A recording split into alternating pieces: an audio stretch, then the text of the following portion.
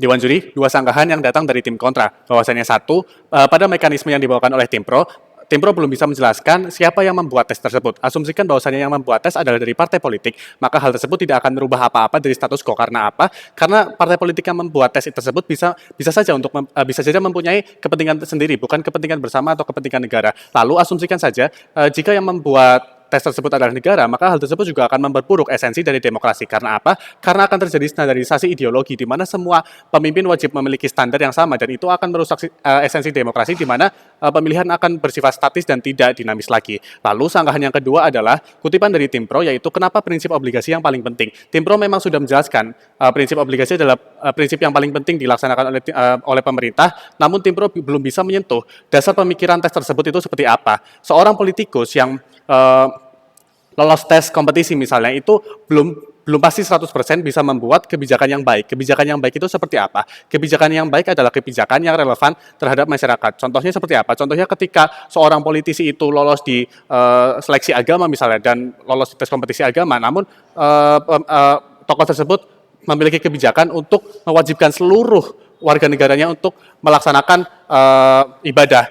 Bagaimana dengan warga negara yang ateis misalnya, atau warga negara yang agamanya tidak terdaftar di negara tersebut? Itu akan menjadi konflik, bukan? Lalu kita akan masuk ke setup yang dibawakan oleh tim kontra. Ada 3 poin setup. Yang pertama, apa fokus kami sebagai dewan yang menolak kebijakan dari pembuatan kebijakan ini? Kami men-setup kebijakan ini terjadi di negara demokrasi dan negara demokrasi liberal. Lalu fokus kami adalah untuk menemukan atau memilih tokoh politik berdasarkan beberapa aspek, yaitu teknis, citra, dan rekam jejak. Lalu yang kedua, poin setup yang kedua adalah tambahan status quo bagi pemerintah. Pemerintah mungkin sudah menjelaskan bahwasannya status quo yang terjadi hari ini adalah, atau kali ini adalah, sistem meritokrasi tak memiliki sistem kontrol yang jelas, atau masyarakat muak untuk menaruh kepercayaan kepada kandidat. Lalu yang perlu diperhatikan juga dan belum tersentuh oleh tim pro adalah masyarakat masih memilih pemimpin berdasarkan popularitas dan citra dibandingkan dengan permasalahan teknis. Contohnya apa? Contohnya seperti tokoh yang diambil oleh tim pro juga, seperti Donald Trump. Donald Trump itu terpilih karena apa? Karena rekam jejaknya di periode pertama, masyarakat belum puas dengan kepemimpinan Joe Biden untuk pelanjutan presiden setelah Trump, dan itu membuat mayoritas masyarakat Amerika memilih Trump di periode berikutnya setelah Joe Biden, dan Donald Trump berhasil memimpin Amerika kembali setelah masanya diambil alih oleh Joe Biden. Dan hal tersebutlah yang menjadi Trump bisa menjadi presiden, karena Trump bisa memanipulasi popularitasnya, dan masyarakat lebih condong untuk memilih popularitas, yaitu citra dan rekam jejak. Lalu masuk ke beban pembuktian. Poin ketiga dari setup adalah beban pembuktian. Ada dua hal yang datang dari tim kontra. Politisi bukan sekedar bagaimana pemimpin negara mengatur kebijakannya, namun juga bagaimana rakyat merasa terwakili. Lalu B, tes kompetisi akan merusak tujuan fokus mendapat politisi yang sebagian masyarakat itu inginkan.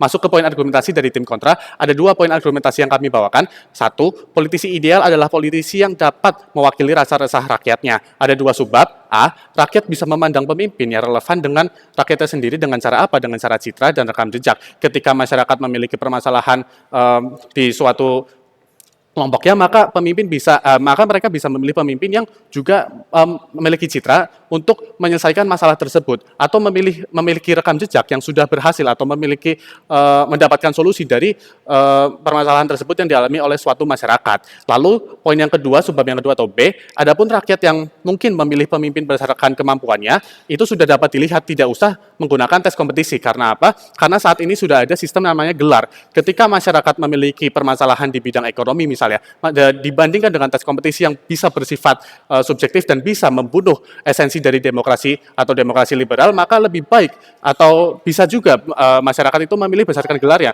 Ketika permasalahan ekonomi terjadi di suatu negara atau di suatu masyarakat, maka masyarakat bisa saja memilih pemimpin yang memiliki gelar ekonomi, seperti sarjana ekonomi atau manajer ekonomi atau magister manajemen misalnya. Dan itu adalah suatu kondisi yang ideal juga, tidak harus dilaksanakan tes kompetisi yang bisa bersifat atau bisa menimbulkan dampak negatif seperti pemilihan yang subjektivitas atau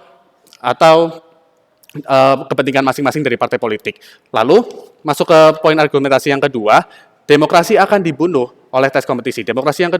Argumentasi yang kedua mencakup 2 subbab, yaitu A, standarisasi calon pemimpin berdasarkan ideologi akan merubah sistem demokrasi, akan bisa merubah sistem demokrasi, bisa mengarah ke komunis misalnya atau negara berbasis agama. Bayangkan Dewan Juri, ketika sebuah negara demokrasi liberal memiliki tes kompetisi untuk pemimpin-pemimpinnya, untuk memiliki calon pemimpin yang harus berdasarkan standarnya. Hal tersebut malah akan condong kepada komunis.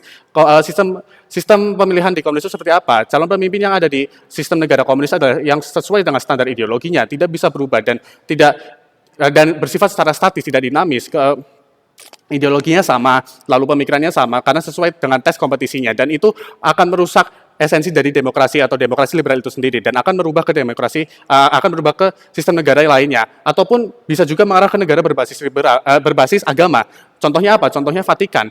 Memang di Vatikan pemilihan pemimpin tertingginya atau paus masih berdasarkan voting. Namun voting yang dilaksanakan adalah voting terhadap calon yang memiliki kapabilitas berdasarkan syarat-syarat tertentu. Contohnya apa? Contohnya seperti pemimpin tersebut harus dari Katolik atau dari syarat-syarat lainnya. Dan hal tersebut yang akan merubah prinsip dari esensi demokrasi atau demokrasi liberal. Bukan kami menginginkan demokrasi liberal atau negara berdemokrasi, bukan negara berbasis agama atau negara yang berbasis komunis. Lalu poin subbab yang kedua atau B, prinsip citra dan rekam jejak akan terkubur. Masyarakat akan sulit memilih pemimpin karena statis, ideologi mereka sama, kebijakan mereka sama, prinsip-prinsip yang mereka bawakan sama. Masyarakat akan susah dan bingung untuk memilih pemimpin yang mereka inginkan karena citra yang mereka bawakan itu sama semua, rekam jejak yang mereka inginkan itu tidak akan keluar dan masyarakat akan bingung dengan hal tersebut. Meskipun jika tes kompetisi tetap dilaksanakan dan masyarakat mungkin akan tetap memilih dengan berdasarkan nilai dari tes kompetisi tersebut, hal tersebut juga tidak akan berpengaruh karena apa? Ketika calon pemimpin tersebut sudah menjadi pemimpin, lalu dia akan memilih kebijakan atau mengatur kebijakan, pemimpin tersebut akan lebih condong kepada hati nuraninya. Apakah kebijakan tersebut baik atau kebijakan tersebut buruk? Ketika hal tersebut terjadi, maka itu juga akan bukan menjadi hal yang pembeda, dan ketika pemimpin tersebut mengeluarkan kebijakan tersebut, masyarakat mungkin merasa akan kebijakan tersebut baik atau buruk. Karenanya argumentasi dari kami sudah berhasil menjawab dua beban pembuktian yang kami bawakan, juga sudah berhasil meruntuhkan argumentasi dari lawan. Terima kasih.